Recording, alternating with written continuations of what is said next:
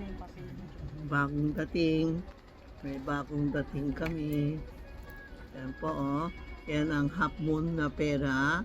Harmony. Tapos itong dalawa, rhino, elephant, rhino and elephant para hindi nakawin sa mga rooster. Mga rooster, monkey and sheep. Ang monkey and sheep palagi robbery laws and rooster quarrelsome. Yan ang bagay magsuot. Ito, kasi ngayon naman, tiger, ox, pwede din magsuot ito. No?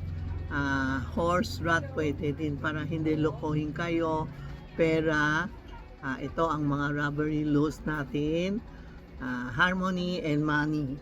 Tapos ito din, pera. Pera din, harmony and money. Yan po. Ano? Pera, harmony, elephant, and rhino. Tapos may Buddha siya, protection sa atin. May piyaw pa.